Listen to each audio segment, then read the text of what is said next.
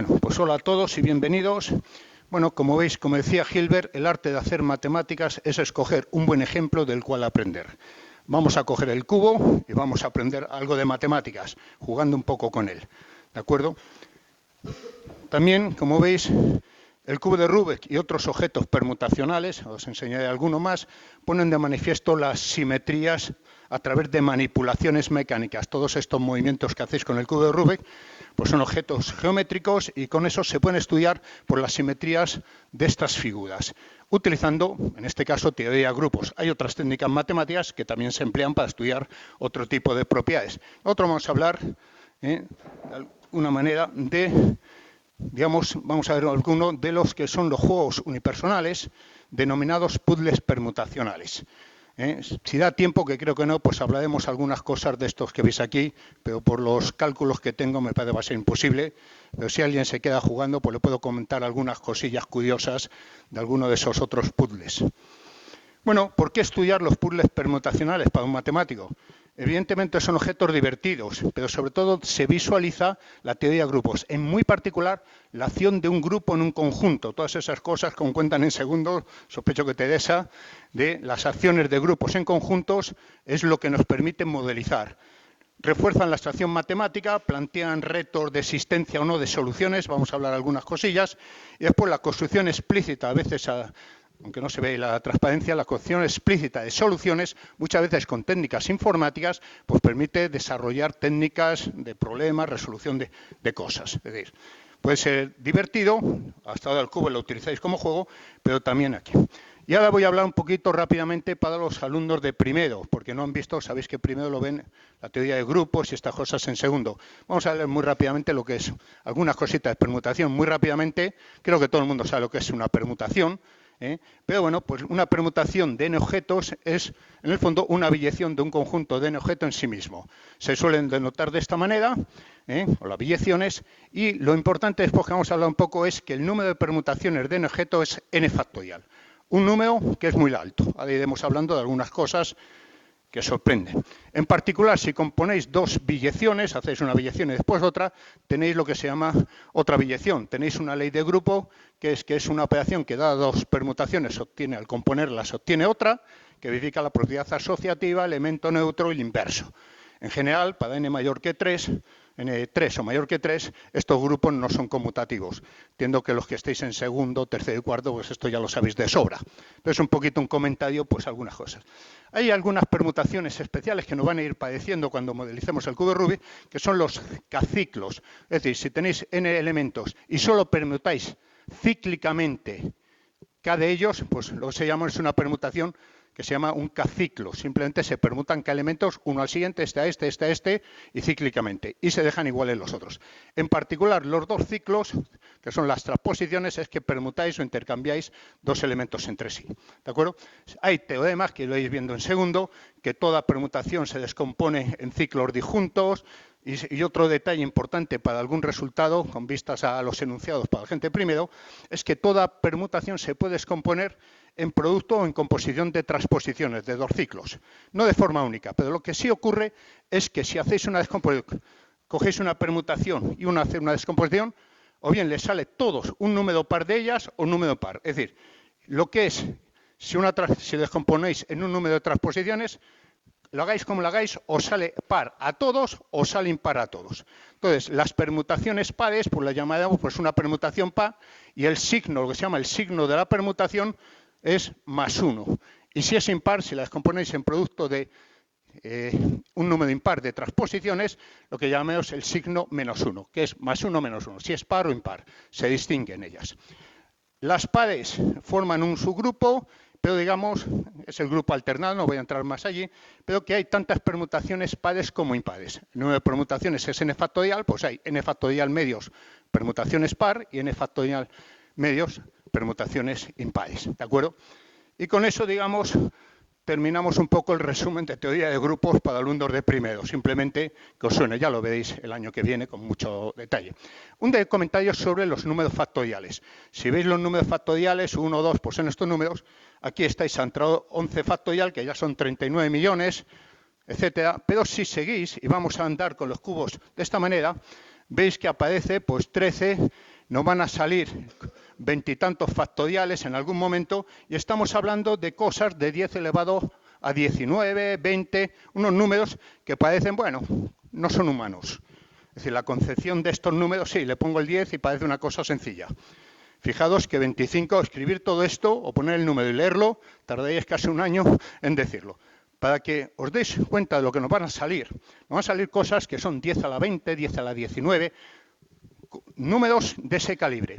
Y lo vamos a comparar con algo que sí, posiblemente conocéis, como son la población, el número de estrellas de la Vía Láctea, el número de segundos en un año, en 1000 años, cosas así que, bueno, uno se hace idea de tal. Por ejemplo, fijaos, en este caso, hay actualmente unos 8.000 millones de personas, 8 por 10 a la 9. El cubo de Rubik va a ser, esto es pequeño comparado con él. Fijaos un detalle, estrellas de la Vía Láctea. Yo a ojo solo descubro 10 elevado a 11, a ojo. Si me pongo las gafas, incluso alguna más. Bueno, lo digo, son, ahí Carlos dice que no, que debe haber, Carlos ve alguna más o alguna menos. No, 8.000, no, pero es que yo tengo buen ojo. Bueno, las del universo, todas, más o menos, 10 a 25, evidentemente no están contadas, pero son de este orden. Una cosa que sí os pongo, segundos en un año. En un año hay 10 elevado a 7 segundos. En 1000 años, 10 elevado a 10. El cubo de Rubik van a tener cosas de 10 elevado a 19 configuraciones. Si tardáis una configuración en hacerla en un segundo, si sabéis hacerla, en un segundo, otro segundo, tardaríais como 100.000 años en terminarlas todas. Si es que no modéis antes, por supuesto. O sea que fijaos un poco la magnitud de las cosas que van a salir, pero que parece, pero no son humanas. Pero digamos son unos cubos que a veces por cosas muy baratas, esto en Alejo vale 5 euros y tenéis aquí 350.000 billones de posibilidades para entreteneros toda vuestra vida, por decirlo así, sin entrar en detalles. Bueno, vamos a ver rápidamente algunos cubos puzzles personales. Vamos a decir, ¿qué es un puzzle permutacional? Pues un objeto, voy a poner aquí otras cosas que tiene, bueno, veis este, por ejemplo, que tiene diferentes partes. Si ponéis cada numerito, cada parte que se mueve, le ponéis un número, pintarse el número Rubik, las caras, le ponéis un número, pues tenéis un número finito de objetos. Ese es el conjunto.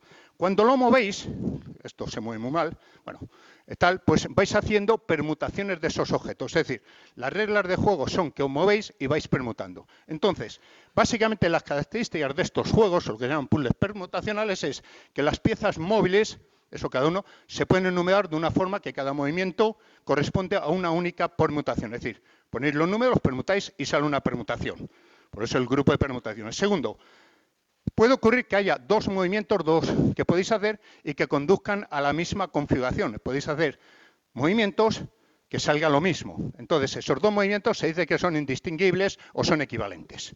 Es decir, son cosas que hago y que dejan igual. Es un poco la isotropía de la acción, etcétera, etcétera, para los que sabéis matemáticas. Cada movimiento tiene su inverso. Podéis echar para adelante y para atrás. Es un poco la estructura del grupo que hay por debajo. Después, si dos movimientos corresponden a dos permutaciones, la composición de esos dos, si hacéis el movimiento y después otro, corresponde a la composición de las permutaciones. Y por último, se supone que hay una solución, es decir, se trata de, haciendo eso, alcanzar una configuración especial que se llama solución, que puede alcanzarse o no alcanzarse. Es decir, yo fijo esto tal. Normalmente cuando se vende un cubo de Rubik, ya os lo dan hecho, y quiere decir la solución. Cualquier modificación que hagáis, siempre va, si la echáis marcha atrás, va a ser una solución. Pero podéis hacer trampas y ya hablaremos que hay más cosas que se pueden hacer con estos objetos.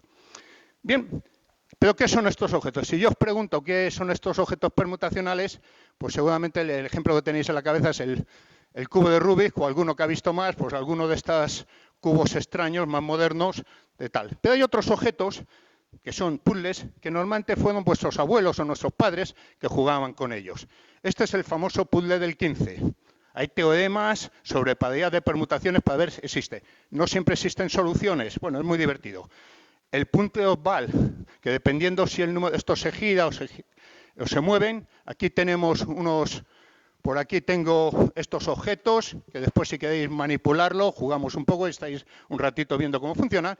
Pues dependiendo si este es un número par o impar, existen o no existen soluciones, bueno, pues toda una teoría de grupos de resultados que se han hecho en el siglo, hace 10 años, 20 años, se están estudiando, resultados matemáticos, muy serios, nada triviales.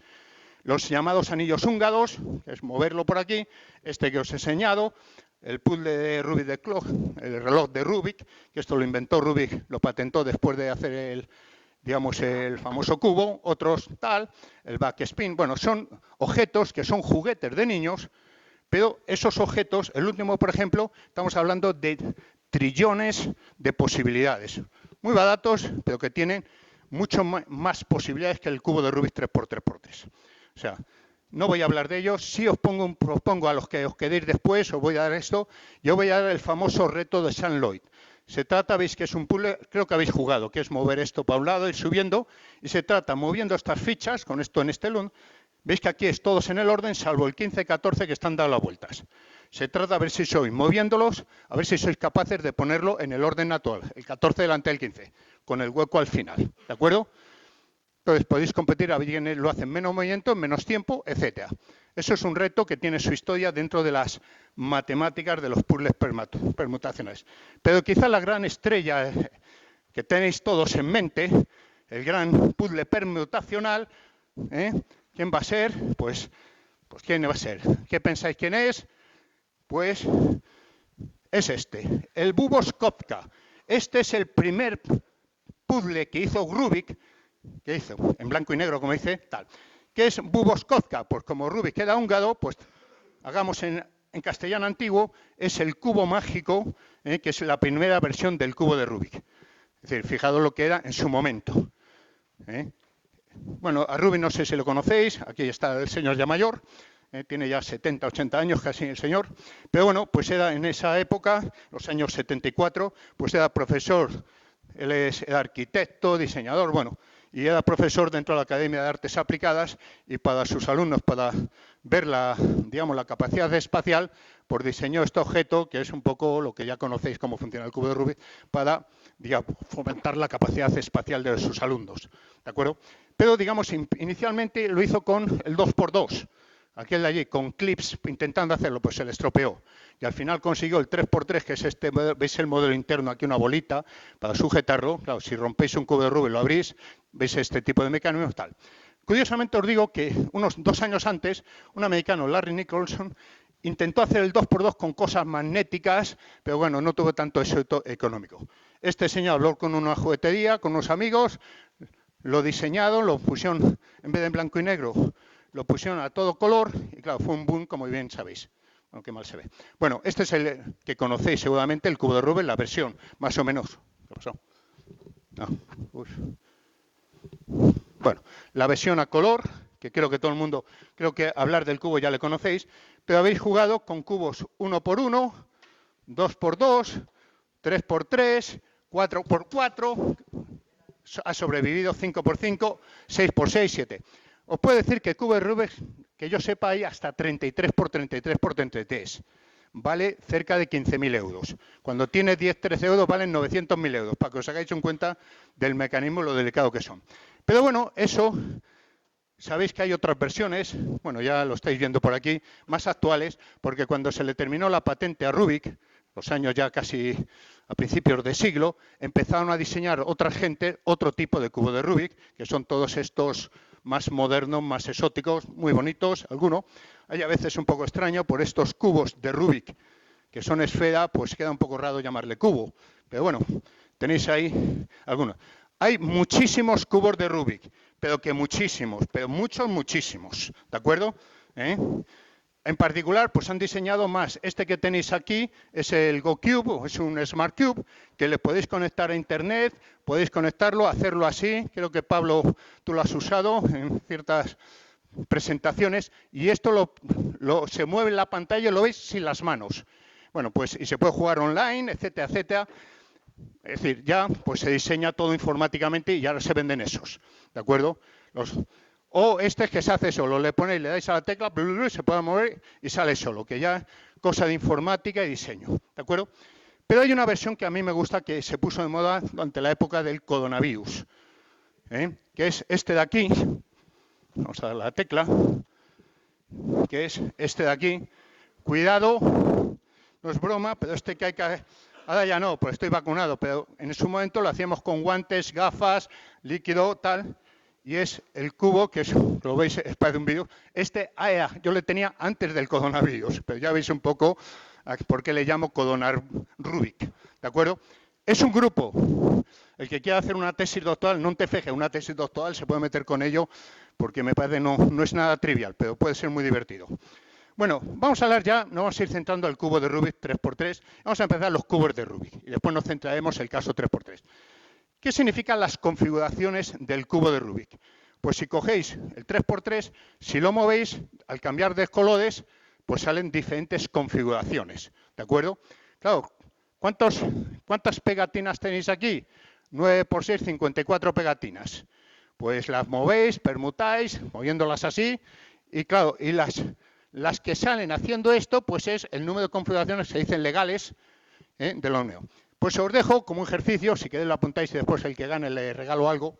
Podéis poner para n cualquiera a ver quién se acerca más al número de configuraciones para un n, sin pasarse, el que se pase pierde. ¿De acuerdo? Pues bueno, primero, caso 1 por 1. Es este cubo que veis. ¿Cuántas configuraciones? Bueno, uno puede decir que le puedo hacer o presentar de diferente manera global, espacial. Pero bueno, es una de ellas, hay un criterio y tiene una configuración. Yo estoy intentando resolverlo con unos tutoriales, todavía no lo he conseguido, pero os juro que a lo mejor mañana he encontrado uno muy bueno y consigo buscar la solución. El 2×2, sorprendentemente que esta cosa tan pequeña, este se dice cubo de bolsillo. El cubo de bolsillo, que es el 2×2×2, esta cosa, que veis así tan pequeña, tiene más de 3,5 millones de configuraciones, de posibilidades al meterlo. Parece imposible. Yo lo veo y dice, aquí salen 10, 20, 100, si soy generoso, 3.600.000 y pico, ese número. El cubo 3×3, este que conocéis, el de toda la vida, por decirlo así, tiene 43 trillones, 10 a la 19. Pensar ahora cuánto tiempo tardaríais en hacer una configuración sabiendo que 1000 años tiene 10 a la, no me acuerdo cuánto era, 12 tal, segundos al año, o los 1000 años. Tardáis, bueno, 100.000 años haciendo así sin comer, sin dormir, durante todas, bueno, vidas. Fijaos, este objeto tan pequeño, las posibilidades, parece imposible, son los números factoriales.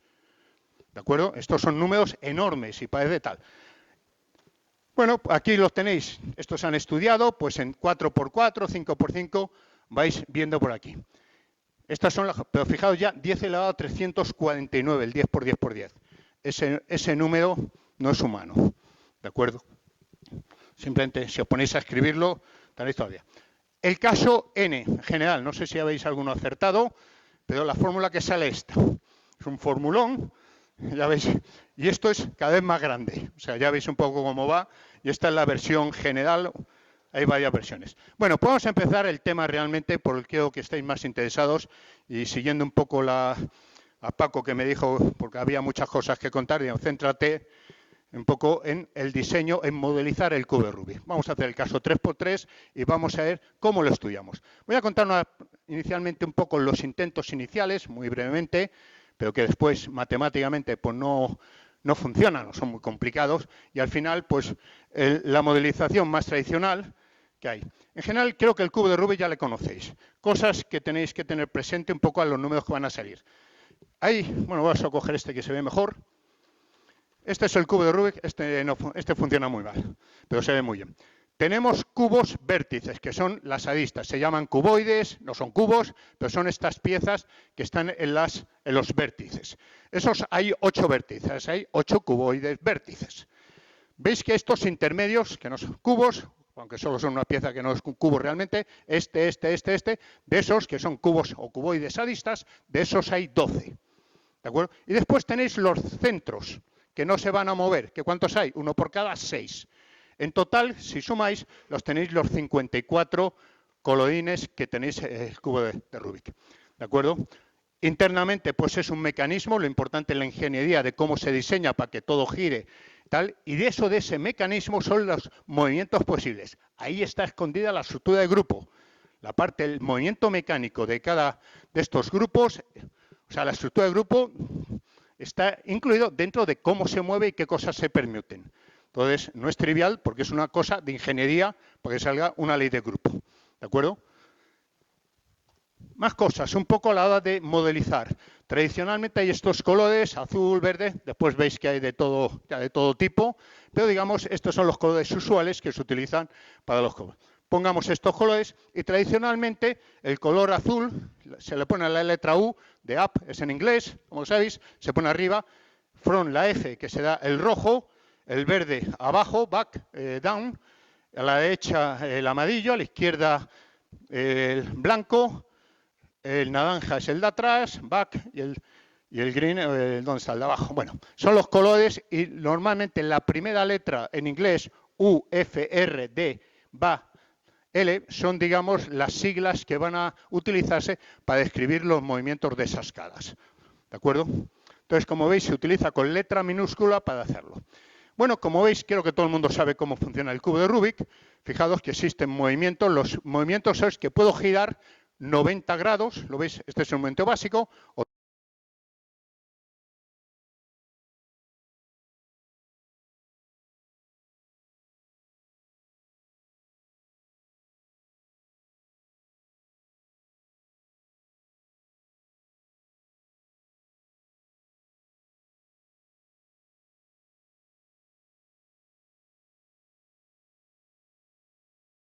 B, que es la cada de atrás, la R, la derecha, la izquierda, pues son estas rotaciones que son los movimientos elementales básicos de posibles. Estos son los llamados que se den en este lenguaje de la cubología, aparece así ese término, como parece magia, la cubología, estos son los movimientos legales. Dice, bueno, ¿y qué es un movimiento ilegal? Un movimiento ilegal es hacer trampas. Cojo este cubo, ¿lo veis, no? Y le giro. ¿Qué le he cambiado? Ya no sale la solución porque le he cambiado. Ese movimiento es ilegal. Un movimiento ilegal es desmontarlo y no volverlo a poner en una posición factible, sino que lo cambio. Se pueden estudiar las posibilidades, las órbitas con matemáticas, los movimientos legales, los ilegales. Entonces, cuando se habla de movimientos ilegales son estos de que se cambian las piezas o le quito y esto le doy la vuelta, ¿de acuerdo? Se desarma y se vuelve a dar de una manera errada. Y dentro también de los ilegales se incluyen los legales. Este movimiento, que se dice ilegal, aunque sea legal, es el movimiento real, está dentro de ese conjunto de movimientos ilegales. Esa es la terminología. Bueno, el primer así que intentó hacer un diseño es un matemático, David Master, que escribió en los años 90 un librito o varios libros sobre este tema de cómo hacer el Rubik. Lo único que él ponía, a la hora de poner las caras, letras. Utilizando la L, las siglas estas inglesas, pues iba poniendo a cada cúbito, cada le ponía una serie de letras. Claro, cuando quiere explicar cómo se permutan esas cosas, cada son 3 letras. Al final hay un dolor que uno se pierde y matemáticamente no es quizás la mejor solución. ¿De acuerdo? Bueno, pues ahí vamos a hacer una notación matemática, Mulholland o hay otros, por lo que dicen, en vez de poner letras, pongamos 1, 2, 3. ¿Por qué no pongo en las escalas intermedias nada? Porque no se van a mover con los movimientos legales, siempre quedan invariantes. Entonces, al final, ¿cuántos numeritos hay? ¿Cuántas cadas? Hay 54 menos 6, son 48 cadas que se van a permutar entre ellas. Pues los movimientos estos, como bien sabéis, si cogéis un cubo y le movéis, esta cada, esta, todas las cadas centrales no se mueven. Es como si no existiesen a la hora de analizar qué es lo que pasa. ¿De acuerdo? Entonces, pongamos eso. Entonces, ¿qué es esto? Pues vamos a dar unas definiciones. ¿Qué se llama movimientos legales? Pues son, lo que se llama desde el punto de vista de teoría de grupos, el grupo generado por los 6 movimientos básicos. ¿Y qué es eso del grupo generado? Pues que solo hago una rotación, otra rotación, para adelante, para atrás, y 20 veces, 30 veces, las que quiera. Solo hago composición de movimientos legales, que es lo que hacéis, esos que sabéis hacer el cubo muy rápidamente, son movimientos, solo giráis esto. No quitáis una pieza y la cambiáis. ¿De acuerdo? Entonces, eso es un grupo, es por definición el conjunto, el grupo generado por esos 6 elementos. ¿Qué se llama configuración de un cubo? Pues que al girar, si partís inicialmente del cubo, digamos, hecho, y lo movéis, ¿veis? Esta es una configuración, están las 48 piezas en un orden, el orden inicial, que es la solución, y si la giro, han cambiado de posición, se ha hecho una permutación y esto es una nueva configuración. Son las posibilidades, digamos, de cómo se mueven esas 48 piezas cuando yo muevo los cubos de Rubik. ¿Qué es lo que se tiene? Pues la estructura esta mecánica, el diseño del propio cubo, establece que a cada movimiento que haga, o composición de movimientos, le asocio una permutación de los 48 numeritos. ¿De acuerdo?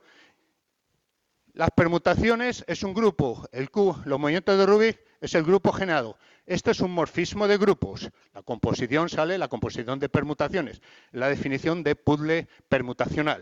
Entonces yo tengo un movimientos que conducen a una permutación. Pero ojo, no salen las 48. Cualquier permutación, solo salen unas, que es lo que queremos caracterizar. ¿Cuántas hay? Porque hay unas, las ilegales no van a salir. Si muevo todo esto y nunca sale quitar una pieza y cambiarle el orden, pues lo que queremos analizar en el fondo es la imagen de esta aplicación. Lo que va a ser el grupo de Rubik, el grupo que hay escondido aquí, es la imagen de un morfismo de grupos. Cuando es un grupo, es el grupo de Rubik. ¿Pero qué pasa? Pues que tiene núcleo esta aplicación, es decir, que hay diferentes movimientos que al moverlo sale lo mismo. Por ejemplo, si cogéis este y dais, lo veis, ¿no? La identidad es un movimiento, no hago nada, la identidad, ¿de acuerdo? Por lo tanto, se queda así. Pero si hago una rotación de 360, sale la misma configuración.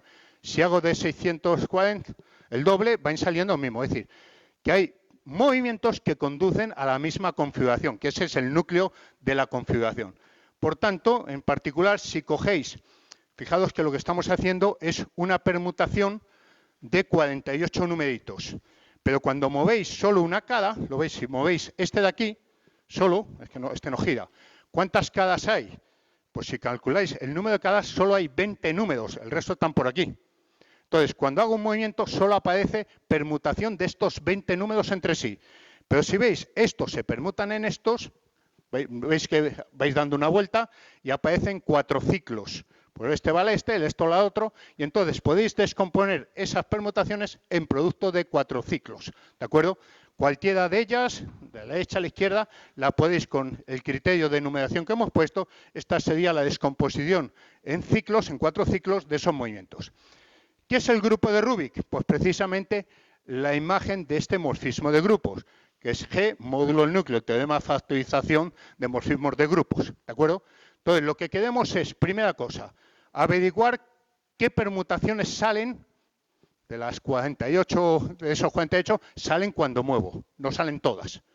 Y segundo, hay una estructura de grupo subyacente, repito, que hay movimientos legales que son hacer esto y movimientos ilegales que es estos, hacer cualquier cosa, saco, lo pongo en otro lugar, entonces son cosas. Pero fijaos lo siguiente, si yo trabajo con el grupo de permutaciones de 48 factorial, os podéis imaginar, es un número intratable. Pero si os dais cuenta un poquito cómo se mueve el cubo, veis que cuando giráis, los vértices, los cubos vértices van a los cubos vértices. Lo veis, ¿no? Para aquí y para allá. Entonces, cuando hacéis un movimiento legal, se intercambian los cubos vértices. Como hay 8 y 3 cadas en cada uno, lo que son, se intercambian las 24 cadas de los cubos vértices. Por lo tanto, al mover solo eso. Y cuando permutáis, los cubos aristas se intercambian entre ellos. Es decir, y hay, como son 12 por 2, 24. Entonces, ¿qué ocurre? Que generalmente cuando hacéis un movimiento de este tipo, lo que obtenéis es una permutación que está en el producto cartesiano, en el subgrupo S24 por S24. Dentro de aquí, veis que ya no son todas, ¿de acuerdo? Pero están metidas ahí. ¿Pero qué pasa? 24 factorial es muy gordo. Pues trabajar con ello, pues problemas. Entonces hay otra modelización que es la que vamos a utilizar, la que se utiliza para estructurar este tipo de problemas. Vamos a cambiar las cosas. Os lo voy a contar con este dibujo y es lo siguiente. Olvidaos de los colores, por un momento. Solo la estructura. Fijaos que cuando muevo cubos vértices, entre ellos, los vértices van a los vértices y los cubos de los aristas van a los cubos aristas.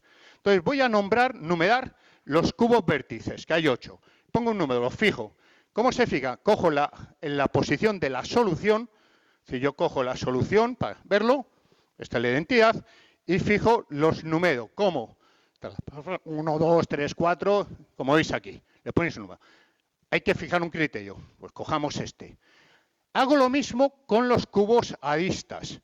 Desde la posición solución, los 1, 2, 3, 4, pues de acuerdo a esa numeración podéis cambiarla, pero digamos, cojamos esta.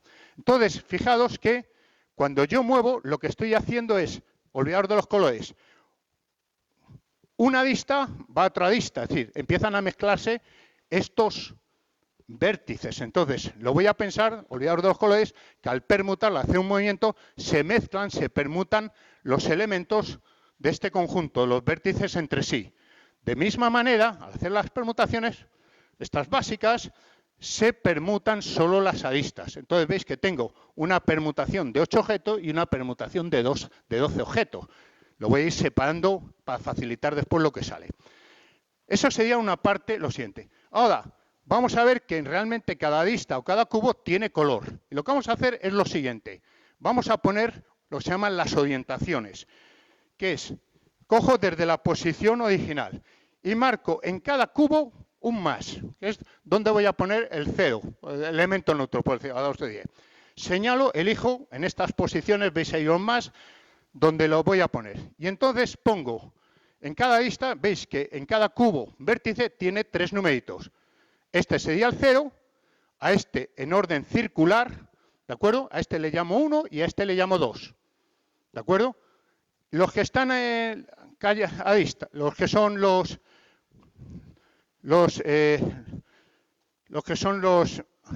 cubos estos, los de aristas, pues uno le pongo un 0 y el otro es el 1, ¿de acuerdo? Entonces, esos que son los 3 colores distintos que tiene cada arista, en vez de poner rojo, verde, azul, le llamo 0, 1, 2 de esta arista, de este vértice, 0, 1, 2 de este vértice, etcétera, que lo que da es la orientación en la posición inicial, la configuración solución de este vértice y de todos ellos, ¿de acuerdo?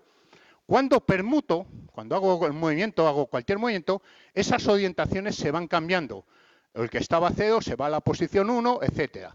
Y lo que vamos a ver es cuando pongo esta posición inicial y cuando empieza, lo que voy a medir es cuánto cambia la orientación respecto a la posición original. Si el 0 ahora es un 1, etcétera. Es decir, siempre voy a poner en esto donde pongo esa marca más que no existe, es invisible, pues poner el numerito que sale a hacer las permutaciones. Bien, eso me define cómo se mueven las caras, los colores, ¿de acuerdo? De esa manera, bueno, esto es, si yo ponéis, esto es un poco la teoría de grupos, si ponéis en los cubos vértices, aquí, ponéis un 0, 1, 2, es un elemento de Z módulo 3. Entonces aparece un grupo cíclico, el grupo alternado Z módulo 3, y aparece que estas configuraciones tienen que ver con la teoría de grupos abelianos, grupos cíclicos, de orden 3. Si son aristas, es un elemento de Z2, ¿de acuerdo? Entonces, estos cuando se están moviendo, lo voy a ir pensando como el reflejo de un grupo cíclico, ¿de acuerdo? Bueno, básicamente es lo siguiente. Si yo, con este tipo de personas, si yo muevo el cubo, desde la posición inicial a otra posición, pues va a haber una permutación entre los vértices, los cubos vértices, que es una permutación de 8 elementos. Y al cambiar la permutación de la posición inicial, solución, a la que toca al permutar, me va a dar un elemento de Z3 8 veces. O sea, un elemento de Z módulo 3, y como hay 8 aristas, son 8 elementos de Z módulo 3, o el C de 1. Lo mismo, cuando hago los vértices y muevo, los cubos vértices, aristas, se van a permutar entre ellos, dando lugar a una permutación solo de 12 elementos. Y también se van a ir cambiando las orientaciones, el 0 y el 1, de esos, dando lugar a 12 numeritos, que son 0 y 1, de Z módulo 2. ¿De acuerdo? O lo que es lo mismo, un movimiento legal conduce, o si queréis, cualquier posición legal o ilegal del cubo, la que queráis, incluso cambiando la fecha, viene dado por, respecto a la posición inicial, la permutación que hay de respecto de la posición inicial, que es los cubos bien hechos, pues la nueva configuración están permutados de acuerdo a sigma, los cubos vértices. Respecto a los cubos aristas, hay una permutación de S12.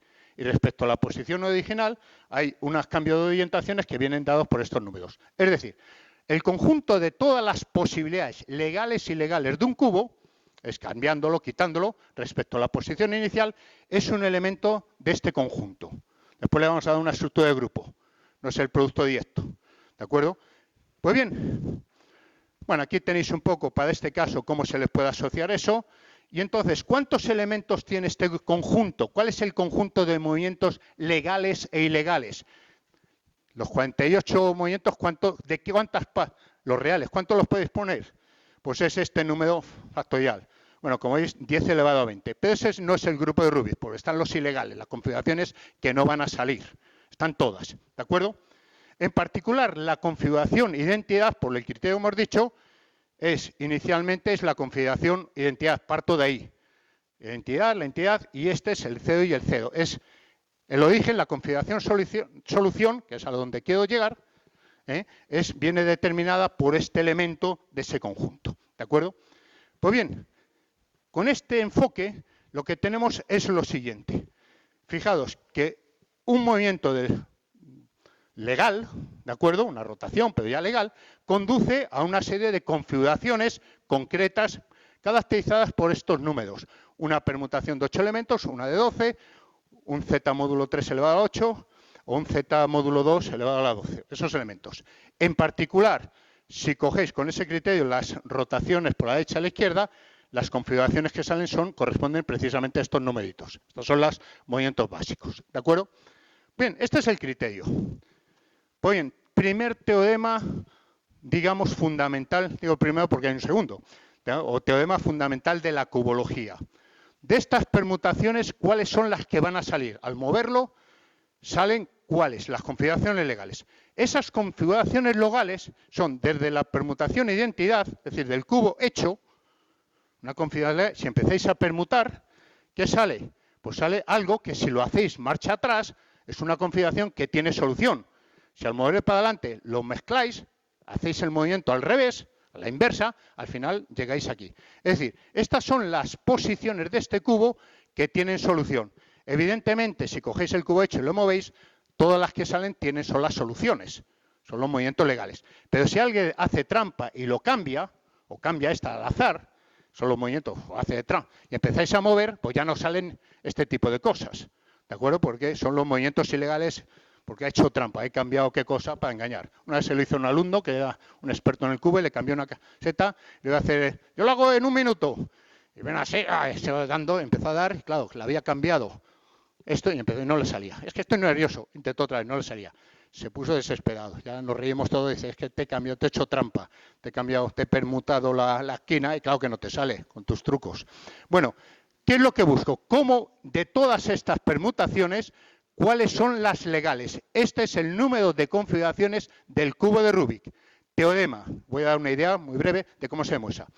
De estas permutaciones y orientaciones caracterizadas, la condición necesaria y suficiente para que una configuración, ponéis los colores, sea un movimiento legal, sea una configuración que sale cuando movéis, es que el signo de la permutación de los cubos aristas y de los vértices es el mismo, o ambas son pares o ambas impares.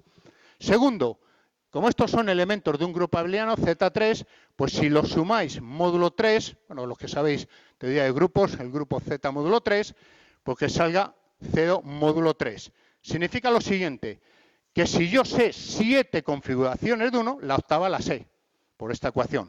¿De acuerdo? Que solo con 7 la octava viene determinada, si verifica esa regla. Y lo mismo, en el caso de las configuraciones de los cuboides aristas, pues al sumarlas salga 0 módulo 12, ¿de acuerdo? Lo mismo, sabiendo 12, la 12 la sé, ¿de acuerdo? Si contamos cuántas hay, este es el número de configuraciones del cubo de Rubik, es el número este que va por ahí, se puede analizar de otra manera, pues hay que contar cuántas hay. ¿Cuántas permutaciones tenemos de ese 8? 8 factorial. ¿Cuántas tenemos de 12? 12 factorial, pero tienen que ser iguales, par y par. Pares o impares a la vez. Con lo cual nos sale que esas hoy 8 factorial 12 dividido por 2, porque tienen que coincidir. De estas condiciones, pues si tenéis que este es 3 elevado a las 8 y le quitamos como una con esta condición, si sé 7, sé la octava, pues solo quedan 7. Pues 3 elevado a 7. Con el 12 tengo 2 elevado a 12, pero como sabiendo 11 sé la 12, pues quedan 2 elevado a 12. Pues si lo multiplicáis, este número, pues sale este número de 4,3 por 10 a la 19. Y este número, repito, no es humano. Sí, ya es humano porque jugamos con él. Pero comparar el tiempo en segundos que tardaríais en hacer todas las configuraciones si hacéis una por segundo sin parar y sabiéndolas hacer. Y estáis miles de años haciéndolas y no termináis. ¿De acuerdo? O sea, son números muy elevados. ¿De acuerdo? Bueno, esquema de la demostración. Primera cosa. ¿Veis? Lo hemos hecho antes. ¿Veis? Estos son los movimientos básicos. Los movimientos básicos podéis comprobar que verifican esas condiciones, las condiciones que estén de legalidad. Es decir, los movimientos son básicos. Ahora la pregunta es decir, si yo hago cosas de este tipo, pues van a salir cosas de ese tipo. Pero salen todas, ese es el teorema realmente. Y el teorema es básicamente, se parte de una configuración de legalidad, una configuración que verifique esto. Se trata de, con esta, haciendo movimientos legales, llegar al cubo, a la solución. Es el proceso inverso. Si yo soy capaz de esta configuración, haciendo movimientos legales, conseguir que salga la identidad, o sea, la configuración dada por la solución, lo que llamamos la solución del cubo de Rubik, pues es que están todas. Pues bien, ¿cómo se hace? Primero vamos a mover de aquí, cogemos una configuración legalidad. Pues vamos a ver, ahora os enseño cuáles son. Unos movimientos legales del cubo, concretos, que haciendo con ellos son 3 ciclos, son elementos del grupo alternado. Bueno, no voy a entrar en más guerras, pero haciendo unos 3 ciclos se puede conseguir, tanto aquí adecuados, se puede conseguir con movimientos legales que esta configuración se transforme en la identidad y evidentemente al cambiar las orientaciones han cambiado. ¿De acuerdo? ¿Qué movimientos son? Pues son del tipo, los pongo aquí, estos dos que veis arriba, que veis que son movimientos de este tipo, esto es en un vértice y análogamente en los otros, que son permutaciones cíclicas, son 3 ciclos entre estos 3 cubos vértices, que son estas o estas de aquí. De esas, y para los cubos aristas son estos dos, ¿lo veis, no? Son con movimientos de este tipo, son legales, haciendo varios, esto hay que ir con cuidadito, se consigue, o se demuestra que se pueden pasar de la configuración esta, digamos, que satisface las condiciones de legalidad, o sea, que es una solución, a este tipo. Y ahora bien, de aquí, ¿cómo se pasa la identidad al cubo hecho, a la solución? Pues simplemente haciendo otros movimientos, pero ojo, si hago movimientos y me cambio esto, mal asunto, porque lo que quiero es llegar a la identidad y la identidad. Entonces, son movimientos que no cambian los vértices, son saltos de orientación de cada cara. No se llaman movimientos flip, que pasa por ahí en el argot de los cubos de Rubik. ¿Qué son estos? Por ejemplo, veis, es un movimiento legal que a la vez permite cambiar las orientaciones de este y de este, a la vez, pero sin cambiar ninguno de los cubos. Simplemente deja los vértices y las aristas, los deja igual. O bien este de aquí, pero son a la vez, son movimientos que cambian. O eso para los vértices y análogamente para las aristas. Son movimientos que solo intercambian las orientaciones de las aristas, hay que hacerla a la vez, pero no tocan la posición, no hacen ninguna permutación de los cubos vértices ni las aristas, solo cambian orientaciones. Pues bien, haciéndolos, lo que se demuestra es que al final, con este tipo de técnica, somos capaces de llegar de esta configuración aquí. Pues si hacemos el proceso inverso, pasar de aquí a aquí, quiere decir que con movimientos legales obtengo todas las configuraciones que satisfacen esas condiciones. ¿De acuerdo?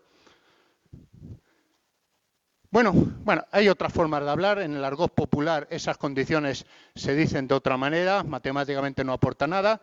Y lo siguiente, y aquí viene el segundo teorema de cubología, la estructura de grupo. Hasta ahora hemos dicho qué cosas van a salir. ¿Por qué hay un grupo debajo?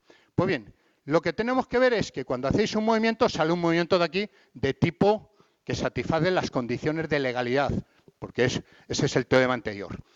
Pues bien, y esto es un poquito delicado, aquí no voy a entrar en mucho detalle, que si analizáis, si hacéis una permutación, un movimiento legal, y después otro, los cubos, el resultado, la permutación de los cubos vértices es la composición de las dos permutaciones que habéis hecho. ¿Cómo afecta? La permutación que hay en los cubos aristas es la composición de las aristas, es lo lógico. ¿Cuál es lo difícil? ¿Por qué el cubo de Rubik es difícil de visualizar? Es donde interviene la visión espacial, lo que intentaba Rubik enseñar a sus alumnos. Que cuando componéis un movimiento 1 no es la suma de las orientaciones, z módulo 3 más z módulo 3, que sería, si fuese así, el cubo de Rubik no sería un juguete divertido, sería para niños de 2 años. Pero ¿qué es lo que ocurre? Que es lo que se llama un producto semidirecto. Al rotar las orientaciones, no es la suma, sino como esta la hemos rotado, al volverla a rotar, la partimos de la orientación rotada por la anterior. Entonces, aparece un producto semidirecto de cómo se mueven las orientaciones. Es decir, las orientaciones actúa el grupo S8, opera sobre las Z módulo 3 sobre sus orientaciones. Y el S12 opera sobre sus orientaciones. Y esa estructura de producto semidirecto es lo que hace que no sea trivial. Que hacéis una vuelta, hacéis dos y ya estáis perdidos. Hay que tener una capacidad ahí. ¿De acuerdo? Pues bien, como funcionan así, yo puedo inventarme abstractamente en este grupo, en este conjunto de todas las permutaciones, las configuraciones legales y ilegales, voy a definir una ley de grupo. ¿Cómo? Dada una permutación legal y ilegal de esta, pues se multiplican las que y aquí opero el producto semidirecto. Es el reflejo de lo que sale con las legales. O sea, cojo el producto de las legales, lo que ha salido, y lo extiendo, porque me da la gana, a todo el conjunto general. ¿De acuerdo? Que es una estructura de grupo. ¿De acuerdo? Pues bien, teorema. El grupo de Rubik, que es el conjunto de configuraciones legales que satisfacen esas condiciones, es un subgrupo de ese grupo. Simplemente es lo que sale. ¿De acuerdo?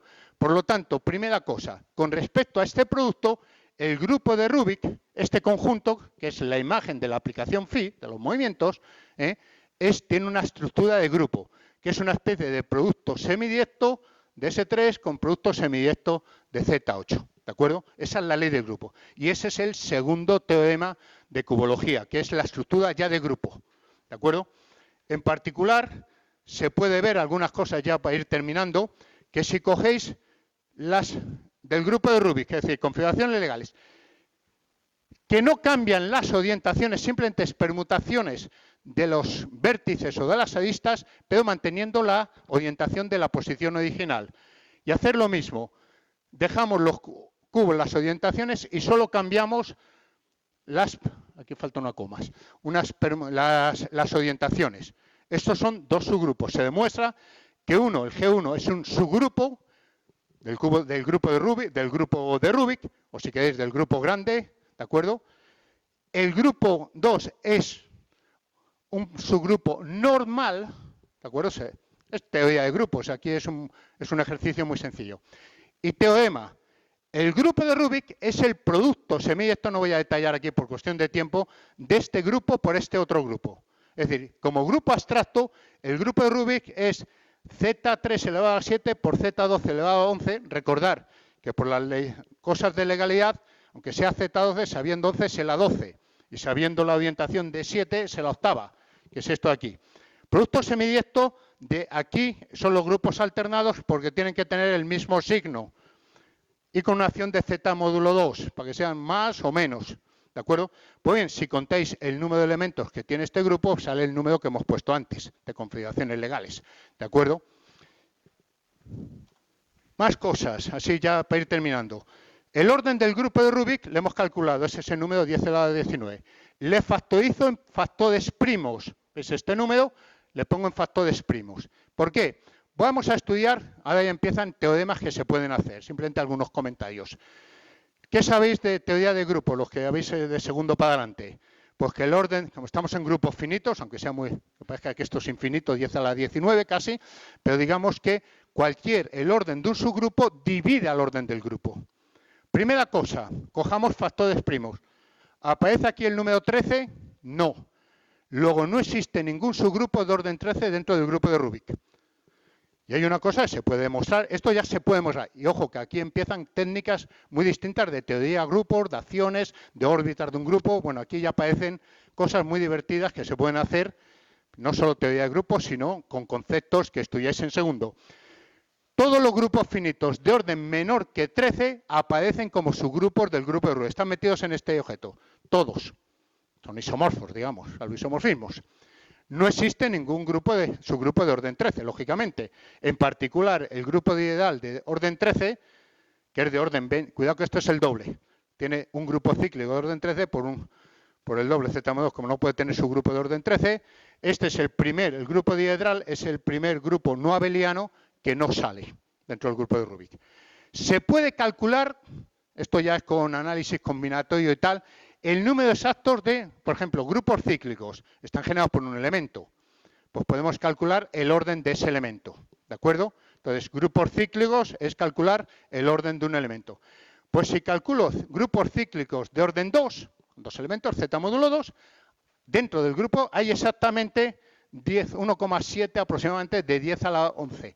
Este número calculado. O sea, se puede calcular cuántos subgrupos de orden 2, abelianos, Z módulo 2, están dentro. Por ejemplo, y hay una cosa mucho más curiosa. Los órdenes, tenemos el orden, veis que es pues este número tan grande. A priori, cualquier número que divida cualquier combinación de estos factores, podría ser el orden de un elemento. Hay muchas posibilidades. Pues solo hay 73 órdenes posibles, no hay más. Es decir, no hay subgrupos cíclicos, más de 73 tipos concretos. Y un detalle más, no existe ningún elemento de orden mayor que 1260. Teoremas no triviales, pero que están ahí, que se pueden hacer para un alumno de matemáticas. Y ahí entra conocimiento, un poquito lo que sabéis. A nivel de lo que estudiáis en segundo, no creáis que hay que hacer una tesis doctoral.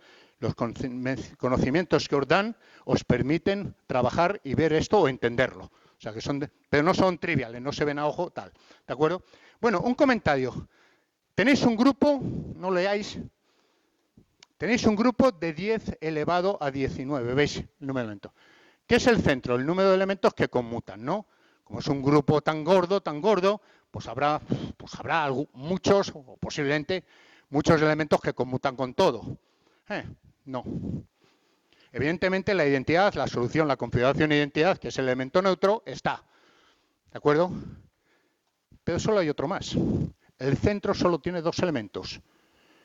La identidad, que es el cubo hecho, y esto, que se llama el superflip. ¿De acuerdo? Es esta configuración que veis aquí concreta. ¿De acuerdo? No hay más. Y esto se calcula en un ejercicio que Teresa se lo pones en un examen y es sencillo. O sea, porque simplemente se mueven las permutaciones pares. Es un ejercicio de media línea, como quien dice, entendiendo. O sea, esto es trivial, como quien dice, hacerlo, entendiendo la ley y sabiendo lo que es el producto semidirecto. ¿De acuerdo? Por ejemplo, un detalle importante a lo que voy a contar, ya casi acabando, es que se demuestra que como mínimo deshacer de aquí, esta es una solución, hacer el cubo, es decir, colocarlo en la solución original, se necesita por lo menos 20 movimientos. No se puede conseguir con menos, ¿de acuerdo? Bueno, se pueden decir muchas cosas del cubo de Rubik. Yo he visto trabajos tipo TFGs serios, pero serios de verdad, donde se puede estudiar propiedades de grupos, de este subgrupo, cosas de estos grupos. Es decir, que se pueden hacer TFGs muy buenos, muy serios, tal. Pero no solo el cubo de Rubik, de 3×3, sino 2×2 otros. Pero con hay trabajos verdaderamente serios que si lo presentáis aquí sería un bonito y buen trabajo muy serio de álgebra, con estos modelos. No. Bueno, ¿alguien sabe lo que es el número de Dios? Bueno, quitando los frikis. El número de Dios, que llevan ese nombre, esto es cubología, parece la ciencia así, una mafia. Pues el número de Dios tenéis 10 elevado a 19 combinaciones. ¿Cuál es el mínimo número, digamos, de movimientos que tengo que hacer para solucionar el cubo desde cualquier posición legal? De las 10 a las 9, ¿cómo puedo llegar a la solución con el mínimo número de movimientos? Es decir, bien, pues desde años esto entra ya con teoría de grafos, entra con informática, se pueden hacer muchas cosas y esto ya entra en otra categoría. Si cogéis esto se llama el diámetro en estas teorías de grafos y cosas así. Si esto en vez de ser, pues lo lleváis a n por n, cada vez más grande, empiezas en problemas NP realmente muy, muy difíciles. ¿De acuerdo? Pues bien, aquí hay una historia que voy simplemente al grado. Después de muchos intentos, aproximaciones, hay como mínimo acotaciones entre esto y esto. Al final, Rokicci con Schieppa y de Strauss, que son un informático, un matemático y otro es un medio matemático más algo más. Pidieron, claro, son muchas configuraciones, empezaron a descartar y les quedaban, porque hay muchas cosas que se repiten con técnicas informáticas, y redujeron a analizar millones de posibilidades, pero no 10 elevado a 19, sino millones. Claro. Y lo que pidieron es, a Google le pidieron un superordenador. Lo programaron, por eso necesitaban un informático, le dieron una tecla y consiguieron calcular con programas, hicieron los programas estos, que ya no es trivial, conseguir demostrar técnicamente con esos programas que el número de Dios, el mínimo número que se necesita para solucionar el cubo de Rubik desde cualquier posición es 20. Ese número de Dios también en otros puzzles se llama, ese número en cualquier tipo de puzzles, estos o los otros, se llama también número de Dios, pero viene de precisamente por aquí, ¿de acuerdo? Bueno, yo creo que se pueden hacer juegos, simplemente ya termino, pues fijaos el orden de un grupo. Si cogéis, hacéis primero este y este, hacéis 4 movimientos y lo repetís 9 veces. Este elemento, el producto este, es un grupo, es un elemento del grupo que tiene orden 9. Si lo repetís 9 veces, que parece deshecho, lo repetís 9 veces, se hace el cubo solo. Es decir, si repetís un movimiento, un número infinito veces, lo único que puede ser hasta 1260 veces, al final hacéis el cubo. Cogéis un movimiento. Cualquier movimiento tiene un orden finito y no pasa de 1200, pues le repetís, salvo sea grupo cíclico. Y podéis hacer el cubo de una manera sorprendente. Claro, ponéis una configuración extraña que no se vea, que se mezclan los colores. Pablo me parece hacía trucos con esto, que Pablo hizo un trabajo fin de bachillerato de la excelencia relacionado con esto conmigo, y él sabía, ponía unas configuraciones, hacía así marcha atrás, tal, y de repente sin mirar, haciendo así, con estos teoremas de matemáticas, el cubo, o 5 veces, pues se pueden conseguir el cubo. Y bueno, importante un poco bibliografía matemática. Hay 20.000 tutoriales para hacer el cubo más rápido. Fijaos, 2 cosas. Perdonadme, jamás he hecho ningún cubo de Rubik. Lo intenté cuando era joven, cuando en los años 70, 80 llegó a España, que entonces no había internet ni tutoriales así online. Pues llegué a la primera, la segunda capa y ya me aburrí. Y entonces de repente no. Yo tengo esto porque me gustan los colores. A raíz de los TFGs que hicimos, o TFBs, como llamo yo, en bachillerato de cubo de Rubik, pues fui comprando y me gustaban, y es una colección que me gusta estéticamente. No soy fanático ni friki, no sé hacer uno. Pero sí, hay gente que sabe hacer esto y sabe matemáticas, cosas interesantes con cubos muy, muy curiosos.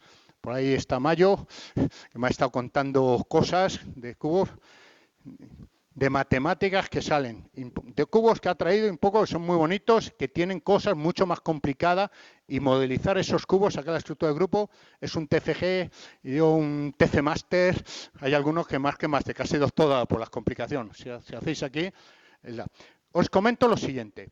¿Veis el libro de Mulholland? ¿No os lo pongo por aquí, perdonad. Bien, este es el libro fotocopiado. Mulholland lo tiene gratis en su red. Da un curso de grupos permutacionales. Y tiene este grupo que es casi como la Biblia. Para un alumno de segundo lo lee sin problemas. Tiene no solo el cubo de Rubik, los otros cubos que os he enseñado así rápidamente, los cubos permutacionales. Teoría. Y es un libro a nivel de segundo. Si habéis hecho ya grupos, lo leéis y vais a disfrutar jugando con esto además. Se descarga gratis de su página web. Creo que he visto por ahí que lo ha publicado ya y a lo mejor lo quita, pero hasta fecha de esta misma mañana estaba yo, lo podéis descargar a todo color, porque hacer el cubo de Rubik en blanco y negro es un pecado mortal, ¿de acuerdo? Lo tenéis, recomendación, porque es un libro de matemáticas, da el curso con matemáticas y hace matemáticas experimentales con sus alumnos. Clásicos, Joyner es matemático, tiene varios libros que se pueden descargar, lo veis en internet, le dais a tecla y el libro anda por ahí gratis, pirateado pero gratis, en diferentes versiones. Y tiene todas esas modelizaciones, el primer teorema, segunda, fue, por lo menos lo que conozco, es de Joyner, la exposición esta que he seguido más o menos, la encontráis por aquí.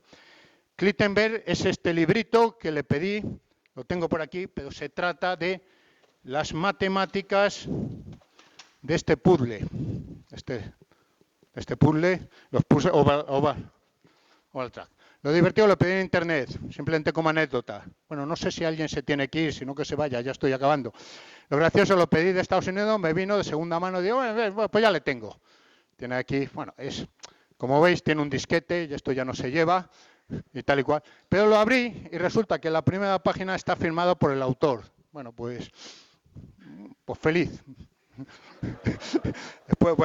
Después tenéis por aquí, bueno, de todas maneras, a ver qué. Bueno, pues tenéis todos estos que veis aquí, Sin Master, pero este no me gusta, este es más complicado por la anotación, porque es más con letras y tal, pero este dio muchos de los teoremas iniciales de estos de cubo, fue uno de los primeros expertos. Yo creo que va a haber tantos subgrupos, pues 1500, 800, bueno, le da un 9 y acierto, no sé cómo lo hacía. Pero bueno, estos son libros, el Brandelos, son de algunos libros básicos de matemáticas, quitando algunos, pero los 4 primeros es libro de matemáticas, pero a vuestro nivel. No es de alta tecnología. Después hay trabajos, si buscáis en internet, hay trabajos más serios, más técnicos, de esos tipo TFG, donde se buscan otras técnicas. Después hay cosa informática, que no os he contado, que hay mucho de esto de saber el número de Dios, que da lugar a programas informáticos y hay mucho desarrollo. Se están estudiando cubos con teoremas de combinatoria, de... ¿Cómo se llama? Ya tengo la boca... de teoría de redes, de no sé qué, todo, se están haciendo muchas cosas en materia de investigación en matemática y no son nada triviales. A veces hay que informática, pero son matemáticas serias, ¿de acuerdo? No son divertimentos, son cosas que se publican en revistas matemáticas, ¿de acuerdo? Siempre hay una cosa así simpática, pues son juegos, son puzzles, pero son teoremas. Bueno, y con esto, bueno, aquí tenéis un poco las fotocopias de las carátulas de estos libros. Repito que todos, casi todos se pueden bajar, menos el de el Oval Track. Creo que los otros, por ahí si pululáis, os los podéis bajar. Os recomiendo, si podéis, si queréis, no ahora, sino en vacaciones, si os gusta este tipo, coger el de Mulholland. ¿De acuerdo? Bueno, aquí tenéis, no lo leo, de una frase del propio Ernest Rubik sobre la belleza, el arte, la simetría, la matemática, la geometría, estas cosas así, cuando uno trabaja con estas cosas. Y bueno, y esto es como yo hago los cubos, yo no he hecho ninguno, pero los hago así todos, los pinto y termino el primero. Bueno, y estos son los chistes finales. Bueno, esto se acabó, pero bueno, tengo uno más. Bueno, aquí, bueno, lo habréis visto que cuando veis a alguien haciendo el cubo gana de matar a alguien. Estos son libros de chistes, bueno, cosas así. O cubos enormes, más grandes que que se venden. Y ya, como estáis aquí, este no es que sea el más grande, lo veis, ¿no? Pero sí os puedo decir que este es el más pequeño. El que quiera verlo después, no sé si lo veis, bueno, lo que cojo con mis dedos. Este es el cubo que funciona, 3×3 de Rubik, por lo menos en el mercado, el más pequeño que existe hasta ahora. Yo normalmente se lo he dado a los alumnos así para juego. A ver, ¿cuánto tiempo tardas en hacerlo? Pues 50 segundos. Bueno, pues te voy a dar un reto. A ver si lo haces en 2 minutos. Vale, y te regalo lo que tú quieras. Bueno, pero te doy yo el cubo. El chaval de estos así que están con el cubo, son muy rápidos, y dice, toma, empieza. Lo coge, ¿y cómo lo hago? Y estuvo como 20 minutos casi intentando, sin romperlo, moverlo. Tal. O le pongo toma, haz este. Este no se mueve, este es horrible. Claro, y si lo consigue, le digo que lo tiene que hacer en 56 segundos. Y lo hace en 10 segundos. Digo, has perdido, porque te he dicho en 56 y no 10. Luego te gano. O le doy, y eso sí, porque estuvisteis ahí algunos presentes, ya acabo ya con eso, un chiste. Hay cubos, aquí tengo el negro, pero ahí el cubo es en blanco. Y el otro cubo es decir, bueno, a ver, lo tienes que hacer en 1 minuto, exactamente en 1 minuto. Entonces le di, vale, toma. Cogió el cubo y estuvo mirándole, sabiendo, ha sido ante 2 minutos mirando ¿y qué hago? Pues hacerlo. ¿Y cómo? Pero está hecho. Pues tú sabrás, tú dime cuándo acabas. Hizo así, ya. Has tardado 3 horas, 4 minutos, has perdido.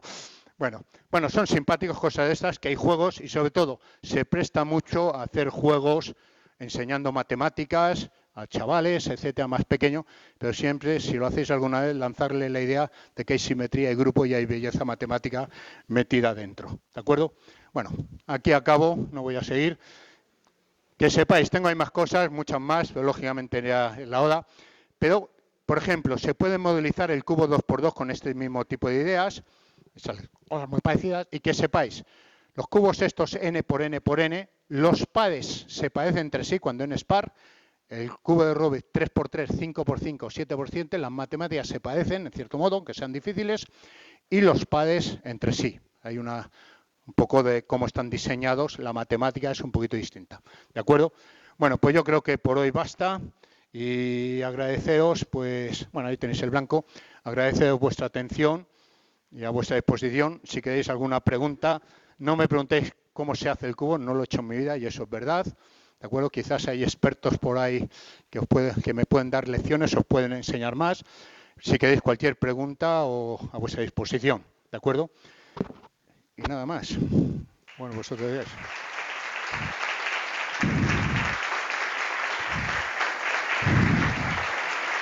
Gracias.